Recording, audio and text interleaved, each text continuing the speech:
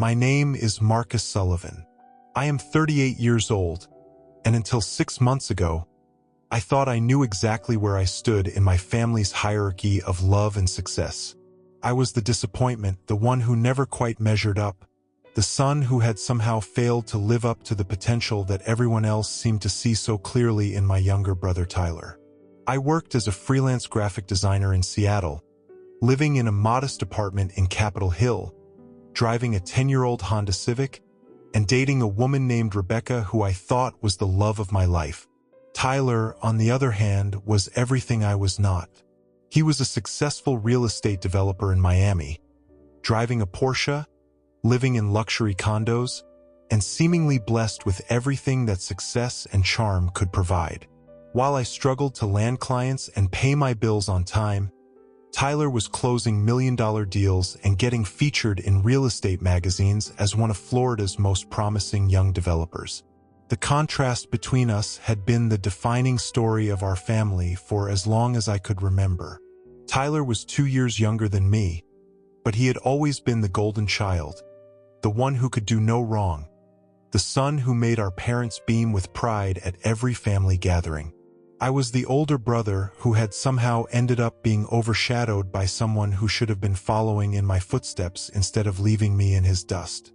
This morning, I sit in the most remote place I have ever been in my life, a supposedly worthless cabin in the Alaskan wilderness that my parents left me in there 6 months ago. The cabin that was supposed to be a consolation prize, a meaningless gesture to make sure both sons inherited something when our parents died in a car accident last December.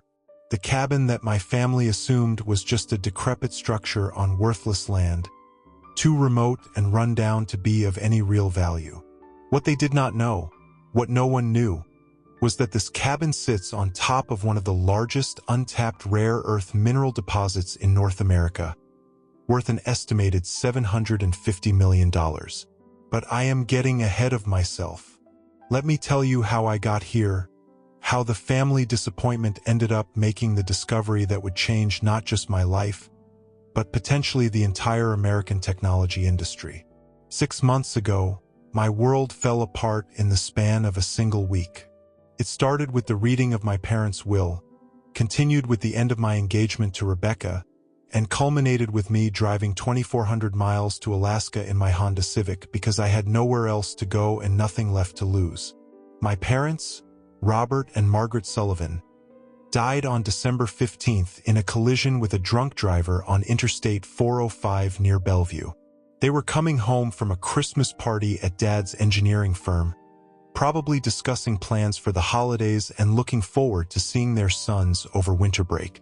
The drunk driver who killed them was a repeat offender who should have been in jail, but legal technicalities and overcrowded courts had allowed him to remain free until he finally killed someone.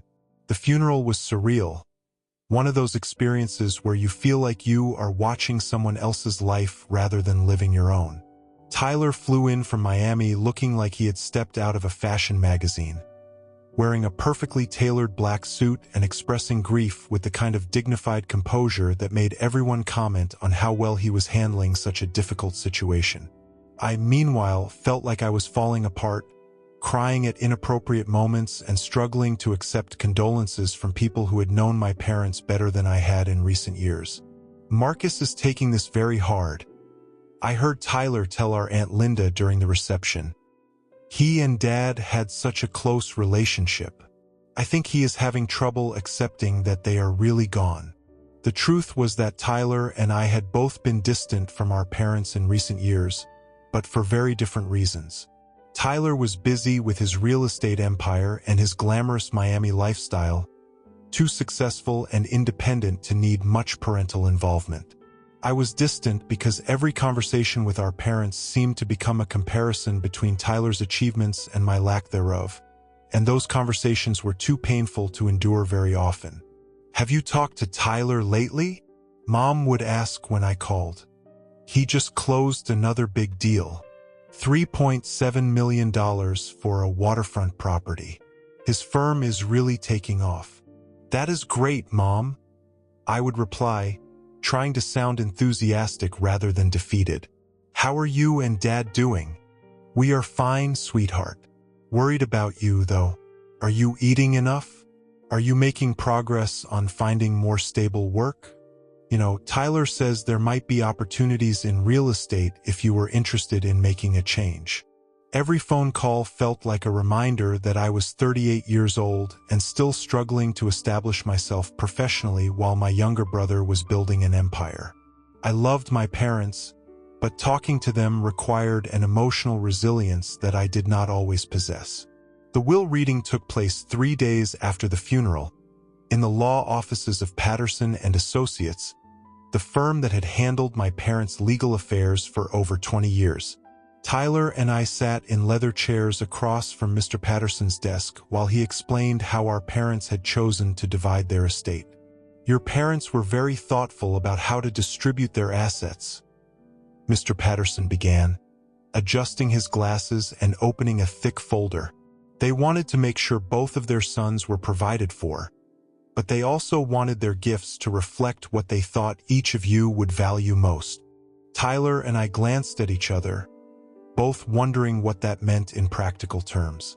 "Tyler," Mr. Patterson continued, "your parents have left you their primary residence in Bellevue, which has been appraised at $1.8 million, as well as their vacation home in Miami, valued at approximately $500,000. They have also left you the majority of their investment portfolio, currently worth approximately $3.2 million. Tyler nodded calmly, as if inheriting nearly $6 million was exactly what he had expected. "That is very generous of them. I will make sure those properties are well maintained." "Marcus," Mr. Patterson said, turning to me, "your parents have left you their cabin property in Alaska, along with the surrounding land rights and mineral rights for the entire parcel. The property consists of approximately 1,500 acres in the remote wilderness near Fairbanks." I waited for him to mention the monetary value of this inheritance, but he seemed to think he had finished describing it. "What is the cabin worth?" I asked. Mr. Patterson looked uncomfortable. "Well, the cabin itself is quite old and would probably require significant renovation to be habitable. The land is very remote, with no road access and limited utility infrastructure.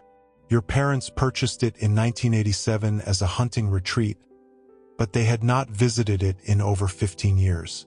The assessed value for tax purposes is approximately $45,000. $45,000. Tyler had inherited nearly $6 million in real estate and investments, and I had inherited a broken-down cabin in the middle of nowhere that was worth less than most people's cars. Of course," Mr. Patterson added, "the mineral rights could potentially be valuable if any resources were ever discovered on the property, but geological surveys from the 1980s indicated that the area was not particularly promising for mining or energy development." Tyler reached over and patted my shoulder in what was probably meant to be a gesture of brotherly comfort. "Hey, at least you have your own place now, and Alaska is supposed to be beautiful. Maybe you could fix it up as a vacation retreat." I nodded and tried to smile, but inside I was processing the reality that even in death, my parents had found a way to remind me of my place in the family hierarchy. Tyler got the valuable assets, the properties that could generate income or be sold for substantial sums. I got the family's one worthless piece of real estate, the remote cabin that had probably been included in the will only because leaving it out entirely would have seemed cruel. After the will reading, Tyler and I went to lunch at a restaurant in downtown Seattle. He ordered an expensive steak and a bottle of wine, celebrating his inheritance with the confidence of someone who had always expected good things to happen to him. I ordered a sandwich and tried to process the fact that my parents' death had somehow made the wealth gap between Tyler and me even more dramatic than it had been when they were alive. "You know, Marcus," Tyler said, cutting into his steak, "if you want to sell the Alaska property, I might be able to help you find a buyer. Remote land like that can sometimes be attractive to wealthy people who want privacy for hunting or fishing retreats." "How much do you think it might be worth?" I asked. "Honestly," Probably not much more than the assessed value. Remote properties without infrastructure are hard to sell, and Alaska has a lot of cheap land available. But if you found the right buyer, someone who really wanted that specific kind of isolation, you might be able to get $60,000 or $70,000 for it. $60,000 or $70,000. It was more money than I had ever had at one time, but it was also a fraction of what Tyler had inherited, and it would require selling the only thing my parents had left me. I think I will hold on to it for now, I said. Maybe visit it someday and see what condition it is actually in. That is probably smart, Tyler agreed. Who knows? Maybe Mom and Dad were wrong about it being worthless. Maybe there really are minerals or something valuable up there. We both laughed at the absurdity of that possibility. If there had been anything valuable on the property, surely our parents would have known about it, or geological surveys would have identified it, or someone would have tried to buy the land from them over the years. After lunch, Tyler flew back to Miami, and I returned to my regular life in Seattle, trying to focus on work and pretending that my parents' death and the inheritance situation had not fundamentally altered my sense of my place in the world. But everything felt different now. Every freelance project I worked on, every client meeting I attended, every bill I struggled to pay on time was a reminder that I was now officially the less successful brother, the one who had inherited a cabin in the wilderness while Tyler had inherited a real estate empire. Rebecca, my fiancée of 8 months, tried to be supportive in the weeks following my parents' death.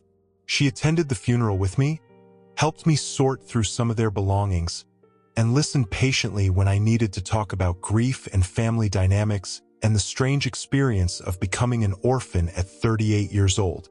But I could tell that the inheritance situation bothered her more than she was willing to admit directly. Rebecca worked in marketing for a tech company and earned a good salary, but she had always assumed that marriage to me would eventually mean financial security and a comfortable lifestyle. Learning that my family had essentially passed me over in favor of Tyler was not part of the future she had envisioned for us. "It just seems unfair," she said one evening as we were making dinner in my small apartment kitchen. "Your parents must have known that leaving Tyler everything would put you in a difficult position financially." "They did not leave Tyler everything," I pointed out. "They left me the Alaska property." "Marcus, be serious. A broken cabin in the middle of nowhere is not a real inheritance. It is like giving someone a car that does not run and claiming you gave them transportation." I could not argue with her logic, but something about the way she dismissed my inheritance bothered me. Maybe the cabin has potential that we do not understand yet. Maybe there really is something valuable about the property that the surveys missed. Rebecca gave me the look she reserved for times when I was being unrealistic about business opportunities or career prospects. "Honey, if there was anything valuable in Alaska, do you really think your parents would have ignored it for 35 years? Do you think Tyler would have let you keep it if he thought it was worth something?" She was right, of course. But admitting that meant accepting that my parents had left me a meaningless consolation prize while setting Tyler up for life, and I was not ready to face that reality yet. The final blow came in March, for months after my parents' death, when Rebecca told me she needed to take a break from our relationship to figure some things out. We were supposed to be planning our wedding for the following October, but she said she was having doubts about whether we were financially compatible and whether I had the ambition and drive she needed in a life partner. "I love you, Marcus," she said as we sat in my living room having the conversation that would end our engagement. "But I need to be honest about what I want in life. I want financial security, I want to travel, I want to be able to buy a house and start a family without worrying constantly about money. I need to be with someone who can provide that kind of stability. I am working on building my business," I said desperately. "The graphic design work is starting to pick up, and I have some potential clients that could lead to bigger contracts. And there is always the Alaska property. Maybe that will turn out to be worth something after all." Rebecca sighed. the kind of sigh that meant she had already made up her mind and was just going through the motions of explaining her decision. Marcus, you are 38 years old.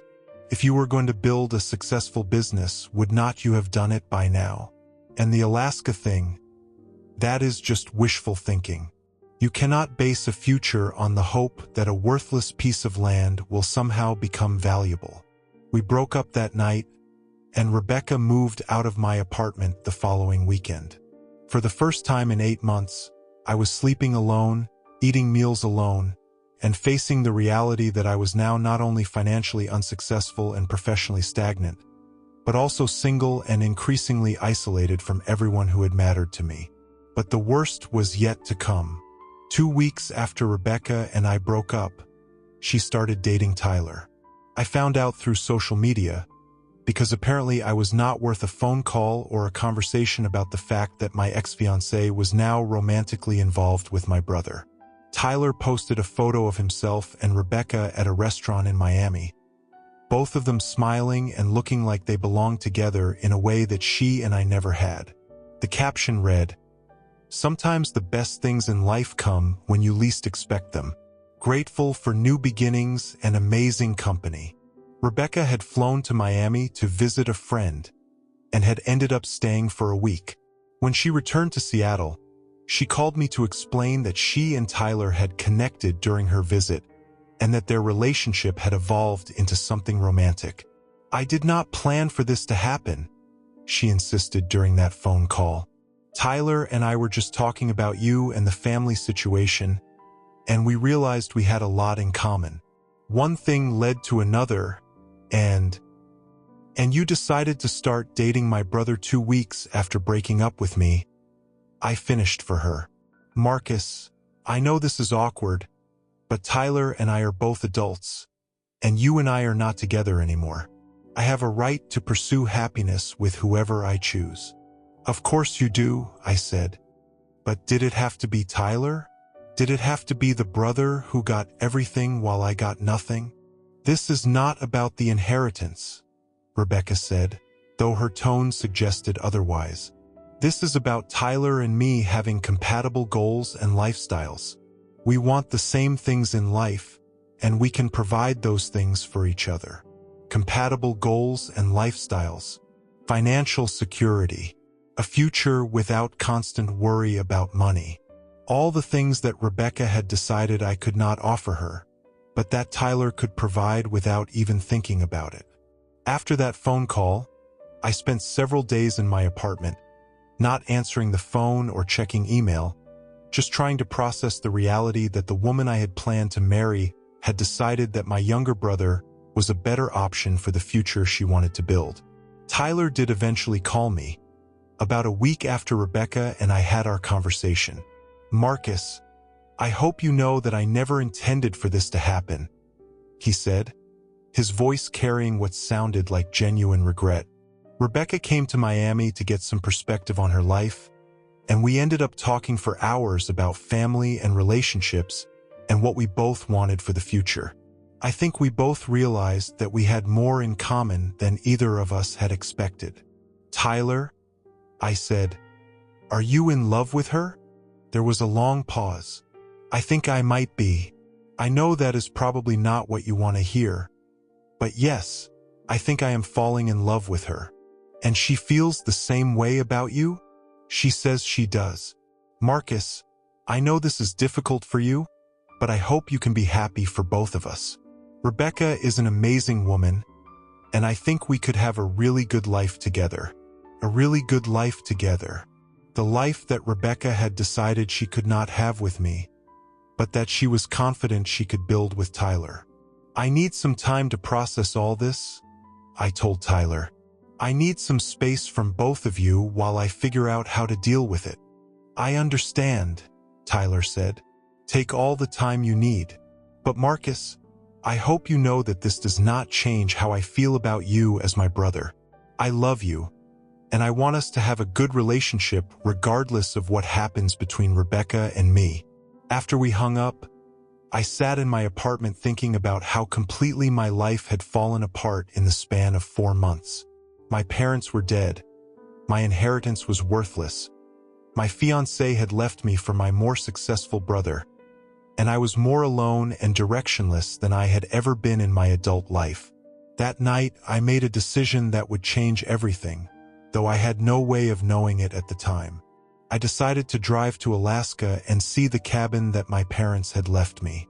Not because I thought it would be valuable, and not because I had any realistic plan for what to do with it, but because it was the only thing in the world that belonged entirely to me, and I needed to understand what that felt like. I spent the next 2 weeks preparing for the drive to Alaska. I researched the route, bought camping gear and emergency supplies, and arranged for a mail forwarding service to handle any business correspondence while I was away. I told my clients that I would be unavailable for an extended period due to a family emergency, which was not entirely untrue. The drive from Seattle to Fairbanks takes about 36 hours if you drive straight through, but I planned to take several days and treat it as a journey rather than just transportation. I had never driven through Canada before, and I had never been anywhere as remote as rural Alaska. If I was going to visit the most isolated place I had ever been, I wanted to experience the full journey of getting there. I left Seattle on a rainy Monday morning in late April, driving north through Washington State and into British Columbia. The farther north I drove, the more the landscape changed from the familiar forests and mountains of the Pacific Northwest to something wilder and more expansive. By the time I reached the Yukon Territory, I felt like I was driving through a different world entirely, a place where human civilization was just a thin line of highway cutting through endless wilderness. The drive gave me time to think about my life and the choices that had brought me to this point. I thought about my relationship with Tyler, and how I had spent so many years feeling inferior to him instead of finding my own path to success and happiness. I thought about Rebecca, and whether I had really loved her or just loved the idea of being with someone who seemed to believe in my potential. I thought about my parents, and whether they had intentionally favored Tyler or simply responded to his success in ways that made it seem like favoritism. Most of all, I thought about what I wanted to do with the rest of my life. At 38, I was old enough to have figured out my career and personal relationships, but young enough to start over if I was willing to make radical changes. The question was whether I had the courage to actually make those changes, or whether I would just continue drifting through life feeling sorry for myself and blaming other people for my lack of direction. I reached Fairbanks on Thursday afternoon, after 4 days of driving through some of the most beautiful and intimidating landscape I had ever seen. Fairbanks is not a large city, but after 3 days of driving through wilderness, it felt like a metropolis. I checked into a motel and spent the evening researching how to reach my parents' cabin, which was located about 60 miles northeast of town in an area that was accessible only by bush plane or snowmobile. The next morning, I hired a bush pilot named Jack Morrison to fly me out to the cabin. Jack was a weather-beaten man in his 60s who had been flying people and supplies to remote locations throughout Alaska for over 30 years. "Sullivan property," he said when I told him where I needed to go. "I remember your folks. Nice people. Flew them out there a few times back in the 90s, but I have not seen them in years. You thinking about fixing the place up?" "I am thinking about seeing what condition it is in," I said. "I inherited it recently and I have never actually been there." "Well, you picked a good time to visit," Jack said as we walked toward his small plane. "Snow is mostly melted, and the mosquitoes have not gotten bad yet. But I have to warn you, that cabin is pretty rough. Your parents let it sit empty for a long time, and the weather up here is not kind to buildings that are not properly maintained." The flight to the cabin took about 45 minutes, most of it over dense forest and mountains that stretched to the horizon in every direction. I had never been in such a small plane before, and I had certainly never seen landscape that was so completely untouched by human development. For miles and miles, there was nothing but trees, rivers, and mountains, with no signs of roads, buildings, or any other indication that people had ever been in this part of the world. "There it is," Jack said finally. pointing to a small clearing in the forest below us. "Your cabin." He brought the plane down on a rough airstrip that was really just a cleared section of meadow beside a small lake. As we taxied to a stop, I got my first look at the cabin that was supposed to be my inheritance. It was worse than I had imagined. The cabin was a small log structure, maybe 800 square feet, with a metal roof that was rusted and sagging in several places. The windows were broken or boarded up, and the front porch had partially collapsed, leaving the front door accessible only by climbing over fallen timbers. The clearing around the cabin was overgrown with brush and young trees, and there were signs that wildlife had been using the structure as shelter for years. "Told you it was rough," Jack said as we climbed out of the plane. "But the bones of the building are probably still solid. These old log cabins can withstand a lot of abuse if they were built right in the first place." I walked around the cabin, trying to imagine what it might have looked like when my parents first bought it in 1987. It had probably been a cozy hunting retreat then, the kind of place where you could escape from civilization and enjoy the peace and beauty of the Alaskan wilderness. Now it looked like something from a horror movie, the kind of abandoned building where bad things happened to people who were foolish enough to venture inside. "I am going to fly back to town," Jack told me. "You want me to pick you up this afternoon? Or are you planning to stay overnight?" I had brought camping gear, but the idea of spending the night alone in this remote location was intimidating. On the other hand, I had driven 2,400 miles to see this place, and leaving after just a few hours seemed like giving up before I had really given it a chance. "Come back tomorrow morning," I said. "I want to spend some time here and really understand what I am dealing with." "You sure about that?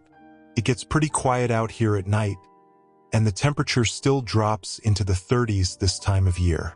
"I am sure," I said, though I was not sure about anything except that I needed to prove to myself that I could handle spending one night in the most remote place I had ever been.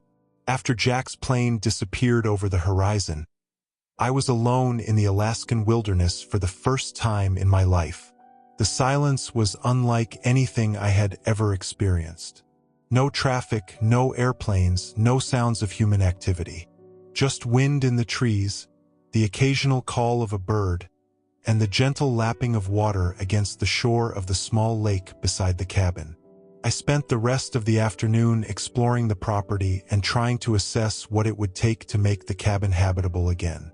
The interior was in terrible condition, with animal droppings everywhere, water damage from the leaky roof, and decades of dust and debris covering every surface. But Jack had been right about the basic structure being sound. The log walls were still solid, and the stone fireplace looked like it could be restored to working condition with some effort. As I explored the cabin, I found remnants of my parents' hunting trips from decades earlier. Old magazines from the late 1980s, canned goods that had long since expired, hunting equipment that had been left behind when they stopped visiting the property. It was strange to see evidence of my parents as younger people, enthusiastic about outdoor adventures and wilderness experiences that seemed completely unlike the suburban professionals I had known. By evening, I had set up my tent beside the lake and built a small campfire with what I found scattered around the property. As darkness fell and the temperature dropped, I began to understand why this place might have appealed to my parents when they were younger.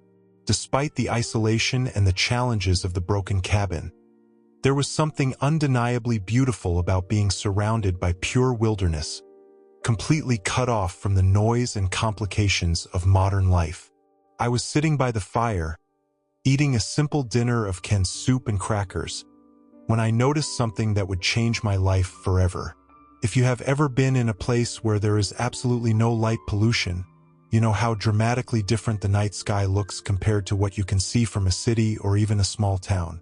In the Alaskan wilderness, with no artificial light for hundreds of miles in any direction, the stars were so bright and numerous that they seemed close enough to touch. But what caught my attention was not the stars. It was a strange greenish glow coming from the ground near the back of the cabin, barely visible in the darkness but definitely present. At first, I thought it might be some kind of phosphorescent moss or fungus, something that glowed naturally in the dark. But as I got closer with my flashlight, I realized that the glow was coming from rocks and soil, not from any kind of plant life. I had never seen anything like it before, but something about the way the minerals in the ground were glowing made me think of the rare earth elements that are used in electronics and technology manufacturing. I had read articles about how China controlled most of the world's rare earth mining, and how the United States was trying to develop domestic sources of these materials that are essential for everything from smartphones to electric car batteries. But I was not a geologist or a mining engineer, and I certainly was not qualified to identify valuable minerals based on their appearance in the dark. For all I knew, this was just some common phenomenon that occurred in certain types of rock formations, something that looked interesting but had no commercial value. Still, I spent the rest of the evening collecting samples of the glowing rocks and soil, sealing them in plastic bags and labeling them with the location where I had found them. If nothing else, I could have them analyzed when I returned to civilization, just to satisfy my curiosity about what I was seeing. I slept poorly that night, partly because of the cold and the unfamiliar sounds of the wilderness, but mostly because my mind was racing with possibilities about what those glowing minerals might mean. I tried to tell myself that I was being unrealistic, that the chances of discovering something valuable on a property that had been ignored by everyone for decades were essentially zero. But I could not stop thinking about the fact that the original geological surveys had been conducted in the 1980s, using technology and methods that were now outdated. I could not stop wondering whether modern mining techniques might be able to identify and extract resources that had been missed by earlier investigations. The next morning, Jack returned as scheduled to fly me back to Fairbanks. As we loaded my gear into his plane, he noticed the bags of rock and soil samples I was carrying. "Collecting souvenirs?" he asked. "Something like that," I said. "Do you know anything about geology or mining in this area?" "A little bit. This part of Alaska has some interesting mineral deposits, but most of them are too remote or too expensive to extract profitably." "Why? You think you found something valuable out there?" "Probably not," I said. "But some of the rocks near the cabin were glowing in the dark last night, and I thought that was strange enough to be worth investigating." Jack looked at me with new interest. "Glowing in the dark? What kind of glow? What color?" "Greenish, kind of like the displays on old digital clocks." "Ha!" Jack said, starting the plane's engine. "That could be interesting. There have been rumors for years about rare earth deposits in this region, but nobody has ever done the kind of extensive surveying that would be needed to confirm anything." During the flight back to Fairbanks, Jack told me more about the geology of northern Alaska and the challenges of developing mining operations in such remote locations. "The thing about Alaska," he explained, "is that there are probably incredible mineral resources scattered all over the state, but most of them are in places where it would cost more to extract and transport the materials than they would be worth on the market. But rare earth elements are different, because they are so valuable and so strategically important that companies might be willing to invest in expensive extraction operations." "How would someone go about getting minerals analyzed?" I asked. "There are geological consulting firms in Anchorage and Fairbanks that can do preliminary analysis," Jack said. "If the results are promising, they can connect you with more specialized labs that can provide detailed chemical composition and estimated value assessments." Back in Fairbanks, I spent 2 days researching geological consulting firms and learning everything I could about rare earth elements and their importance in modern technology. What I discovered was both fascinating and potentially life-changing. Rare earth elements are a group of 17 chemical elements that are essential for manufacturing everything from smartphones and computers to wind turbines and electric vehicles. Despite their name, these elements are not actually rare in terms of abundance in the Earth's crust, but they are rarely found in concentrated deposits that can be economically mined. China currently controls about 80% of global rare earth production, creating supply chain vulnerabilities for technology companies and national security concerns for countries like the United States that depend on these materials for military and civilian applications. The discovery of a significant rare earth deposit in Alaska would be economically and strategically important not just for whoever owned the mining rights, but for the entire American technology industry. I hired a geological consulting firm called Northern Mineral Analytics to analyze my rock and soil samples. The initial analysis cost me $3,000, money I could not really afford to spend, but I knew I would regret it forever if I did not find out what I had discovered on my property. Dr. Sarah Chun, the geologist who conducted the analysis, called me 3 days later with results that changed my life forever. "Mr. Sullivan," she said, "I need you to sit down for this conversation. The samples you brought me contain some of the highest concentrations of rare earth elements I have ever seen outside of China. Based on preliminary analysis, your property could be sitting on top of one of the largest undeveloped rare earth deposits in North America." I was sitting in my motel room in Fairbanks when she called, and I literally had to sit down on the bed to process what she was telling me. "What does that mean in practical terms?" I asked. "It means that if these concentrations are consistent across your entire property, and if the deposit extends to economically viable depths, you could be looking at mineral rights worth anywhere from $500 million to over $1 billion. $500 million to over $1 billion. The worthless cabin that my parents had left me, the consolation prize that everyone had assumed was meaningless, was potentially sitting on top of the most valuable mineral deposit discovered in Alaska in decades. "Are you sure about this?" I asked Dr. Chen. "Could there be some mistake in the analysis?" "I have run the tests 3 times using different methods," she said. "The results are consistent. Mr. Sullivan, you need to have a much more comprehensive geological survey conducted to determine the full extent of the deposit.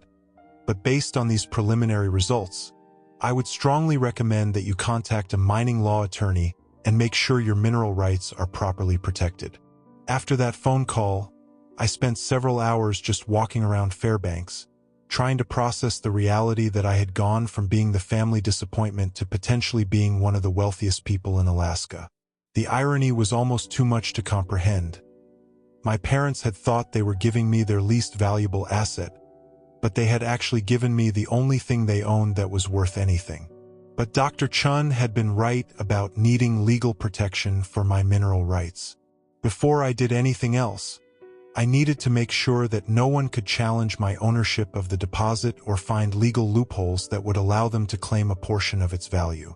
I hired the best mining law firm in Alaska, spent another $15,000 on comprehensive geological surveys, and began the complex process of establishing my legal claim to what was quickly being recognized as one of the most significant rare earth discoveries in American history.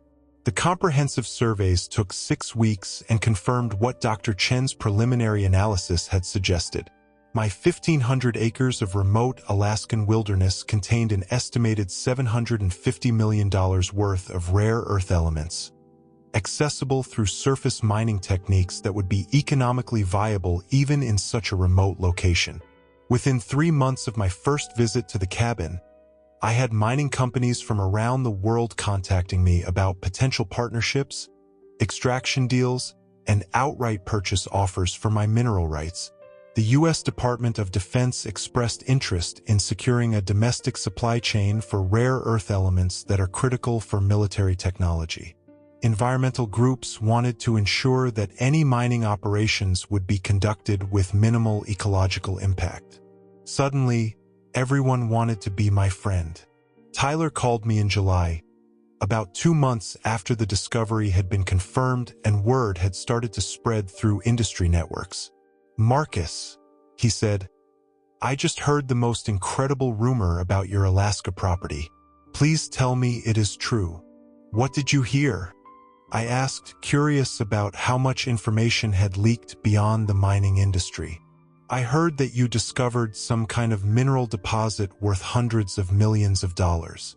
I heard that major mining companies are flying executives to Alaska just to meet with you. The rumors are mostly accurate, I said. It looks like Mom and Dad left me something more valuable than anyone realized. There was a long silence on the other end of the line. Marcus, that is amazing. I'm so happy for you. I know this has been a difficult year, with losing Mom and Dad and everything that happened with Rebecca, but this must feel like incredible vindication. Vindication. It was an interesting choice of words, and it was not entirely wrong. After a lifetime of being compared unfavorably to Tyler, after watching him inherit the vast majority of our parents' wealth, after having my ex-fiancée leave me for him because I was not financially successful enough, there was definitely something satisfying about discovering that I had been sitting on a fortune that dwarfed everything Tyler had ever achieved. It does feel pretty good, I admitted.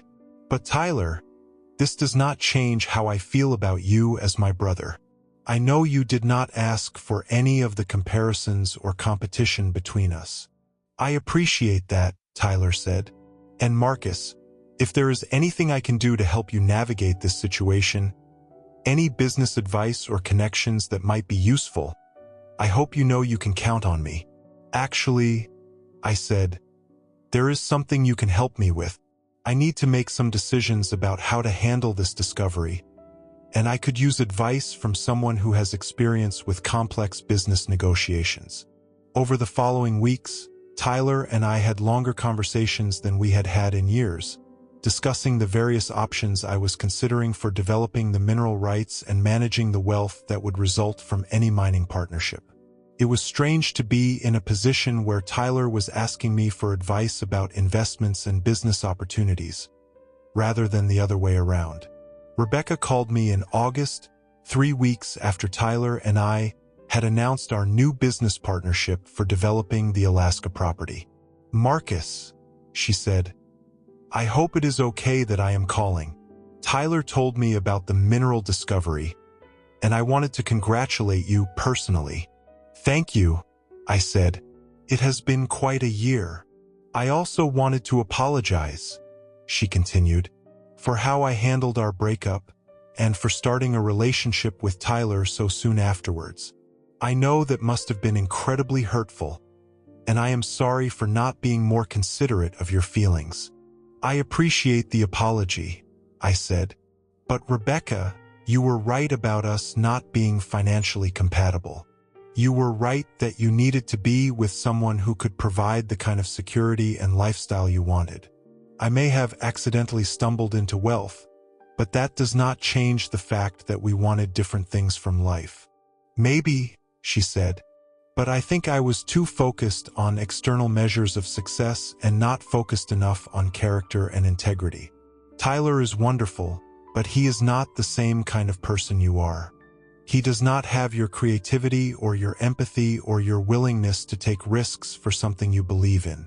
It was interesting to hear Rebecca describe me in such positive terms, especially since those same qualities had been part of her justification for ending our relationship.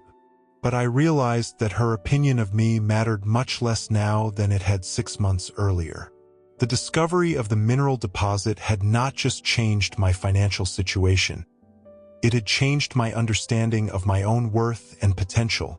I hope you and Tyler are happy together, I said, and I meant it. I hope you build the kind of life you both want. We are happy, she said. But Marcus, I want you to know that I hope you find someone who appreciates all the things about you that I was too shallow to value properly. After we hung up, I realized that Rebecca's apology had been less important to me than I had expected it to be. The discovery of the mineral deposit had given me something more valuable than vindication or revenge. It had given me confidence in my own judgment and my own potential for success. I no longer needed Tyler's approval or Rebecca's regret to feel good about myself. I no longer needed to prove that I was worthy of my parents' love or capable of achieving something meaningful. The mineral discovery had been the result of taking a risk, following my instincts, and refusing to accept other people's assessment of what was valuable and what was worthless. The mining partnership I eventually negotiated will provide me with approximately $50 million per year in royalties for the next 15 years, plus ownership stakes in the extraction and processing facilities that will be built on my property. But more importantly, the discovery has given me a sense of purpose and direction that I had been missing for most of my adult life. I am now the chairman of the Sullivan Foundation, a nonprofit organization that funds geological research and environmental protection efforts throughout Alaska. I have also become an advocate for developing domestic rare earth mining capabilities that can reduce American dependence on Chinese-controlled supply chains. The work is challenging and meaningful in ways that my previous career in graphic design never was. I wake up every morning knowing that my decisions and investments are contributing to American technological independence and economic security. I feel like I am finally living up to the potential that my parents always said I had, even if I could never see it myself. Tyler and I have developed a closer relationship than we had when we were younger. Working together on the business aspects of the mineral development project has helped us understand each other better and move beyond the childhood dynamics that had defined our relationship for so long. You know what I respect most about how you have handled this whole situation? Tyler told me recently as we reviewed quarterly reports from the mining operations. You could have used your success to make me feel small, the way I probably made you feel small when we were growing up. But instead, you have been generous with your knowledge and your resources, and you have made me a partner in something bigger than either of us could have achieved alone. We are brothers, I said, and brothers should support each other's success, not compete for scraps of recognition or approval. The cabin itself has been completely renovated and now serves as the headquarters for the Sullivan Foundation and as a retreat center for geological researchers who are studying mineral deposits throughout northern Alaska. The remote location that once seemed like a disadvantage has become one of the facility's greatest assets, providing scientists with access to pristine wilderness areas that have not been significantly altered by human development. I still think about my parents sometimes and wonder what they would think about the discovery that has transformed their worthless cabin into the foundation of a mining empire. I think they would be proud of how I have handled the sudden wealth and responsibility, but I also think they would be surprised by the person I have become. The Marcus Sullivan who inherited a broken cabin 8 months ago was someone who felt defeated by life, someone who had accepted other people's assessment of his limitations and potential. The Marcus Sullivan who now chairs board meetings and negotiates with Fortune 500 companies is someone who understands that value is not always obvious, that potential is not always recognized, and that sometimes the things other people dismiss as worthless turn out to be the most valuable of all. If you are someone who feels like you have been overlooked or underestimated, if you feel like other people consistently receive recognition and opportunities that you are denied, I want you to know that your time may be coming sooner than you think. Sometimes the greatest discoveries happen when you are willing to investigate the things that everyone else has written off as worthless. Sometimes the cabin in the wilderness, the consolation prize that nobody else wanted, turns out to be sitting on top of a fortune that changes everything. But more importantly, sometimes the process of discovering that value teaches you things about yourself that are more valuable than money. It teaches you to trust your own judgment, to take risks for things you believe in, and to understand that success is not always measured by the standards that other people try to impose on you.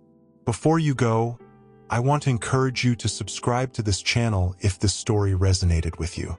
Share it with someone who might need to hear about the power of persistence and the importance of investigating opportunities that others have dismissed. And remember that every piece of property, every relationship, every opportunity in your life might have hidden value that you have not discovered yet. The question is whether you are willing to do the work of finding out what that value might be, even when everyone else tells you that you are wasting your time. Thank you for walking this journey with me. Before you go, I have left 2 more stories here on your screen, both from men who discovered that the things their families dismissed as worthless turned out to be the keys to extraordinary success. Click on whichever one calls to you.